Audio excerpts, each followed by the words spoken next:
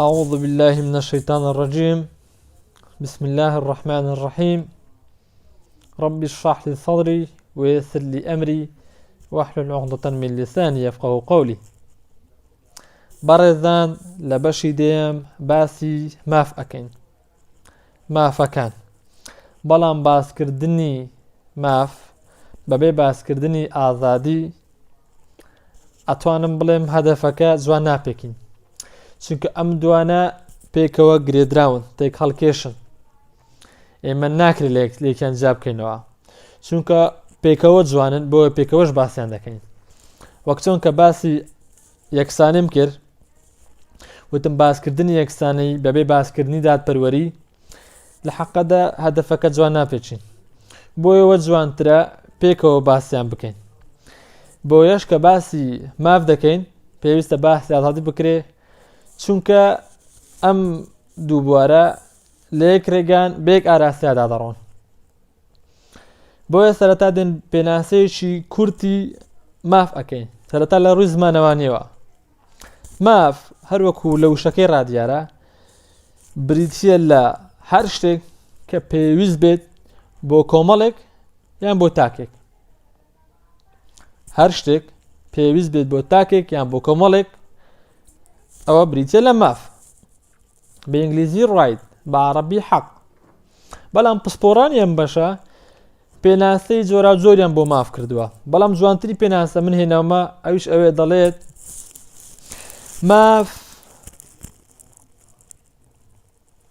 بەرژەوەندیەکە کە پێویستە لە ڕووی یاسایەوە دابین بکرێ. دانیشتیان دەڵێت ماف یەکسانە بە بەرژەوەندی. ماف یعنی بەرژەوەندی شخصی. ئەمە سەبارەت بە پێناسە و ماف. بەڵام بابزانین ئیسلام چۆن سەیری ماف ئەکا. ئێمە کە باسی بنچینەی سیاسی ئیسلام ئەکەین، ئەوش بریتە لە دەستەبەرکردنی ماف و ئازادیەکان کێکێک لە بنەماکان سیستەمی سیاسی ئیسلامی. کێکێکە لە سیما و ساینیان نیشانە یان هێما دەوڵەتی ئیسلامی بریتە لە دەستەبەرکردنی ماف و ئازادیەکان، چونکە ئێمە ملکەتی دەستورین. دەستوریش لە چێوە هەڵەقوڵێ؟ لە قورئان یان حەدیث. ئێمە ئەو کاتە ئەتوانین ملکەتی دەستور بین کە ماف و ئازادیەکانمان بۆ دەستەبەر بوو. یعنی شانی باسە ئەمە خاڵەش زۆر گرینگە. یعنی ئێمە کە ئەتوانین ملکەتی دەستوری یاسا بین تەنها یەک کات، ئەوش ئەو کاتەی کەم ئازادی و مافەکانیان بۆ دەستەبەر کردن. ئەگە ناخەرش فەخیر ملکەتی چی یاسایەک بێ لە کاتێکدا کە ئازادی و لێزەبوون کرا مافەکانیشی دەستەبەر نەکراوە. بۆیە کە تەماشای فکری سیاسی ئیسلامەکەین یاخود ئیسلام بەگشتی کە پێڵێن پێیان سیستەمی وحی یان پەیامی وحی کە لای خوای متعالەوە هاتووە، تەماشا دەکەین ئەو بیر و باوەڕێک کە ئیسلام هەیەتی، ئەو عەقیدە بوونناسی کە ئیسلام هەیەتی، کە ئەوش ئەوەیە کە مرۆڤ جێنشینی سەرزەویە. یعنی خوای گەورە کردێتی بە جێنشینی سەرزەوی. لە حەقەدا مرۆڤ ئەو کاتە ئەتوانێت جێنشینە سەرزەوی بکە کە ئازاد بێ، مافەکانی بۆ دەستەبەر بکرێن، چونکە ژیان تاقیکردنەوەیە. وەکو خوای گەورە دەفەرمێ الذي خلق الموت والحياة ليبلوكم أيكم أحسن عملا. إلى حقدا بنسني فكر إسلامي أوش كخوي متعالى بيوتين أوش بريتي لو يكشان تأخر نويا. إما سون أو كاتا أتوين أو تأخر نويا بأنزام بجينن كأمراض كان تولس أمراض كان دستبر بون. يعني قطابيك أو كاتا أتواني تأخر نويا أنزام بدا كشوينك أبو رعليك أبو قرسيك أبو لسه دابنشي تختێک هەبوو، قەڵەمێک هەبوو، وەرەقێک هەبوو، ئەو کاتە ئەتوانین تاقی بکە. بە هەمان شێوەش ئێمە موسڵمان ئەو کاتە تاقی ئەکرێنەوە کە ماف و ئازادەکان بۆ دەستەبەر کرابوو، کە چۆن دەڵێ مافی هاتوچۆکردن و ئەمانەی تر هەموو ئامرازەکانم بۆ دەستەبەر کرابوو، مافی حەوانەوە، مافی جەستەیی مافی خۆشگوزەرانیمان هەبوو ئەو کاتە شانی ئەوە تاقە بکرێنەوە. اینجا بۆیە مرۆڤیش کراوەتە خەلیفەی سەرزەوی، جنشینی سەرزەوی، بۆی تاقی بکرێتەوە. خوای گەورە ئەمانەتە چی پێداوە و مرۆڤی بە شایستە زانیوە بۆی ئەو ئەمانەتەی پێ بدا.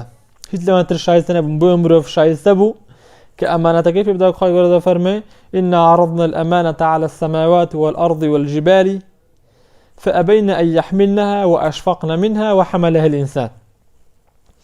كأو أمانة مداسر بس إنسان هالجري وات إنسان شايستة بوا لو أمانة من هالجري. إذا مروش أو كاتا أتواني أمانة كي ببارزة كآزاد بو كويلن بو ما فكاني هبون أو ما فاني كبوجيان أشي وأو ما فاني لزود نكرابو. إذا إمدين باسي چوار تایبەتمەندی ئیسلامەکەین کە تەمەشایەکەی ئەو پەڕی ماف و ئازادەکان لەوێ هەڵقوڵاون. تەمەشا ماف و ئازادەکان زۆر لە بناغی ئیسلامیەتیشە بەرچاو ڕوونن.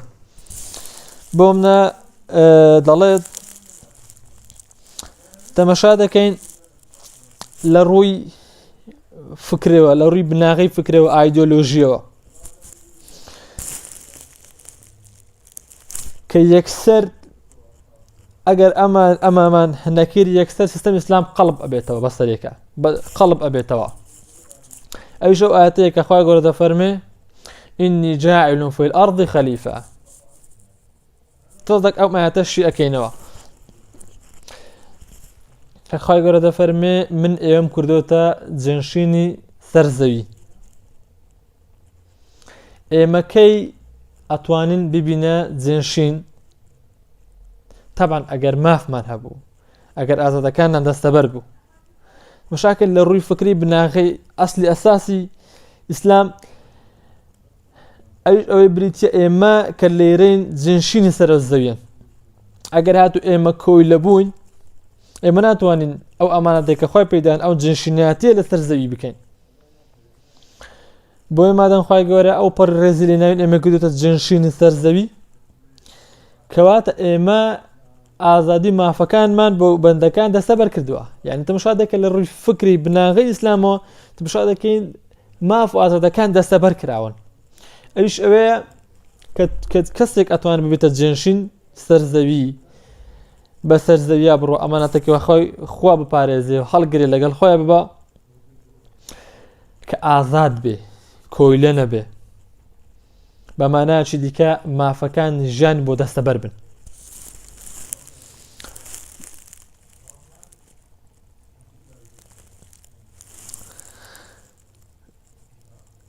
کەواتە تەمەشاکەین لە ڕووی بناغی فکری ئیسلامەوە یەکسەر ئەگەر هات ئەم ئاەتەیە جێبەجێ نەکەین سیستەمی ئیسلام قەڵب ئەبێتەوە، چونکە گرنگی و بناغی فکرەکە بریتە لە ئەمە کە ئەتومادەم جێنشینی سەرزەوی دەبی یەکسەر ماف و ئازادەکان بپارێزرێ بۆ ئەوەی حەقی ئەو جێنشینیاتە بدەی کە پێت دراوە.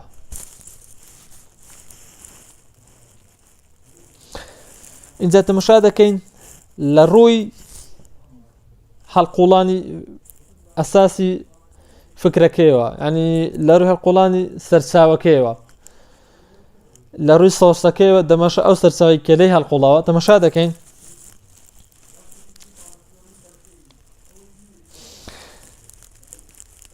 ئەویش ئەوەیە کە خوای گەورە دەفەرمێ وەلەقەد کەڕەمنا بەنی ئادەم، ئێمە ڕێزمان لە وەچەی ئادەم گرتووە.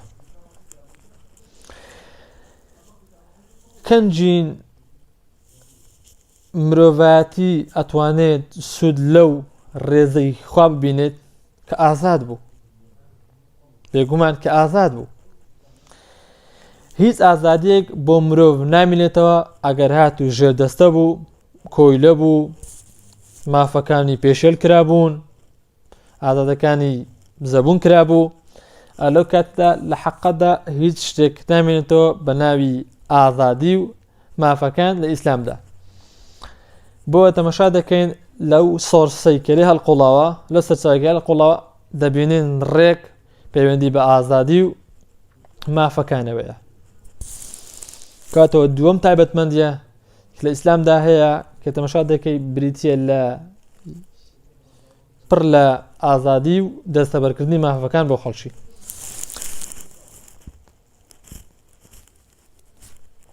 سێمیان بریتیە لە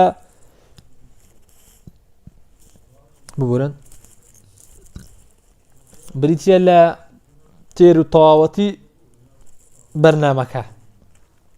یعنی ئیسلام کە هاتووە پێچەوانەی هەموو دینەکانی تر هەموو شتێکی بۆ مرۆڤ دەستەبەر کردووە. یعنی شەریعەتێک کە هاتووە هەموو ئیمکانیەت و ئامرازەکانی بە مرۆڤ بەخشیوە. پێچەوانەی دیموکراسی و ئەوەکان ترش ئەگەر بیتان بێت لە کە باسی شۆڕام کرد لە نێوان ئیسلام و دیموکراسی لەوێ ئەو خاڵم باس کرد کە دیموکراسی کە هاتووە هەموو شتێک لەگەڵ خۆیان نەهێناوە بەڵکو بەرەبەر عەقڵ بە شتەکانی ترشکەوە.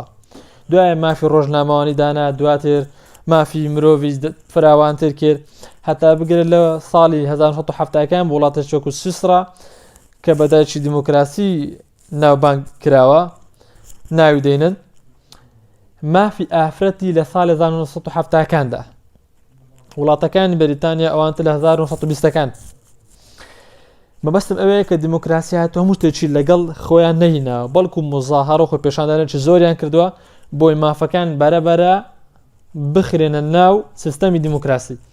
بەڵام لە حەقەدا ئیسلامدا وانە لە 23 ساڵدا کە پێیان پێغەمبەراتی کۆتای پێهات هەموو ماف و ئازادیەک دەستەبەر کراوە و شەریعەتێک کە کامل بووە بۆ ئەوەی دوای هەر کەسش نابینەوە لە ئیسلامدا مزاهەرە بکا بڵێت لە دژی پێغەمبەر و خۆیان بڵێ فلان مافمان بۆ دابینکەن و فلان شتێکمان بۆ ئەوە بکەن شتێکی وە نابینیەوە سنە پێوەڵ سوکە ئیسلام کە هاتووە هەموو شتێکیان لەگەڵ خۆیان هێناوە. بۆیە خەڵک بەیشێک ناڕەزایی دەرنەبڕیوە ماگرتن خۆپێشاندانی نەکردووە. لە ڕووی تێر و تەسەڵیەوە تماشا دەکەین هەر ئەو ئاەتەیە کە خوای گەورە دەفەرمێ اليوم أكملت لكم دينكم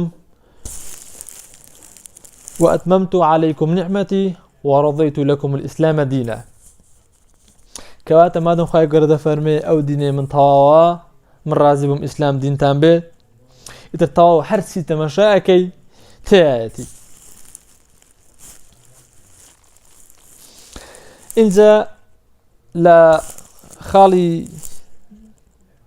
چوارەمە ئەوی سێم باسمان کرد لە خاڵی چوارەمی کۆتایی تەماشا دەکەین ڕاستاوی بەرژەوەندی گشتی ئەکا پێچەوانەی لیبرالیزم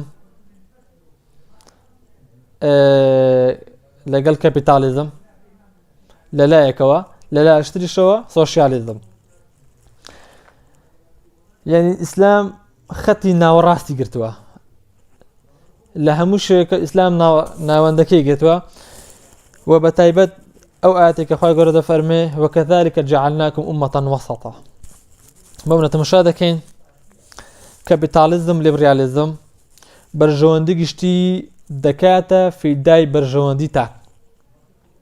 بەرژەوەندی گشتی پێشە لەکات بە بەرژەوەندی کۆمەڵە کەسانێک یان تاکێک و پێچەوانەشەوە. سۆشیالیزم بەرژەوەندی گشتی زیاتر ڕاستاوەکە نەک بەرژەوەندی تاک وەکو یەکسانبوونی گشتی. بەڵام ئیسلام کە خەتی ناوانەی گرتووە ئەگەر تەماشای فیقهکەن ئەو وارە زۆر گرنگی پێدراوە دەبینین بەپێی بارودۆخەکە ئیسلام ئەمە بەرژەوەندی تا چەڵبژاردەوە و لە هەندێک حاڵەتشا بەرژەوەندی گشتی بەپێی تەماشاکردنی بارودۆخەکە کامیان باشتر بووە لەو بارودۆخەیە. اینجا ماف و ئازادیەکان لێرەیان ناوەستێ بەڵکو ئەمە بەشی دەیە. ئینشاڵڵا لە ڤیدیۆ داهاتوودا دەکەینە 10.1 چونکە ماشەڵڵا ئەوەندە فراوانە وە شایەنی باسکردنیشە.